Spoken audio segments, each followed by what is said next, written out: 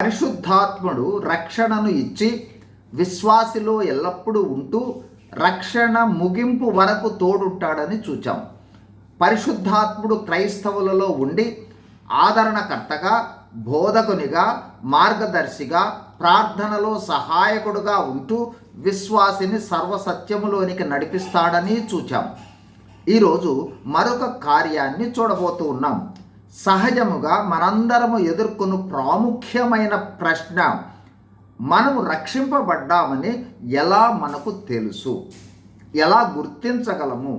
ఈ ప్రశ్నకు సమాధానము ఇచ్చుటకు సహాయపడున్నది మనలో ఉన్న పరిశుద్ధాత్మ దేవుడే. రోమా 8:16 మనము దేవుని పిల్లలమని, అంటే మనము రక్షింపబడినామని పరిశుద్ధాత్మ తానే మన ఆత్మతో కూడా సాక్ష్యమిచ్చుచున్నాడు. ఈ వాక్యాన్ని బట్టి మనలో ఉన్న పరిశుద్ధాత్మ మన మానవాత్మతో నీవు రక్షింపబడ్డావు అనే నిశ్చయతను, సాక్ష్యాన్ని ఇస్తాడు అనేది గమనించాలి. క్రైస్తవులమైన మనము ఆ పరిశుద్ధాత్మ స్వరాన్ని గుర్తించగలము, గుర్తించున్నట్లుగా ఉండాలి కూడా. అప్పుడు మనము ఎస్, నేను రక్షింపబడ్డాను, నేను నూతన జన్మ అనుభవం గలవాడిని, నేను దేవుని బిడ్డను అని ఖచ్చితంగా, ఘంటాపదంగా, నిశ్చయతో చెప్పగలము. ఈ వచనాలను గమనించండి.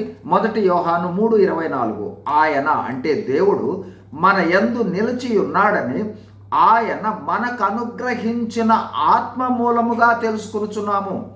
అలాగే 1 కొరింథీ 2:10 మనకైతే దేవుడు వాటిని తన ఆత్మ వలన బయలుపరచి ఉన్నాడు. ఈ వాక్యములు మనుష్యులకు అదృశ్యమైనవి, అగోచరమైన వాటిని గ్రహించుటకు ఆత్మను దేవుడు మనకు అనుగ్రహించి ఉన్నాడు.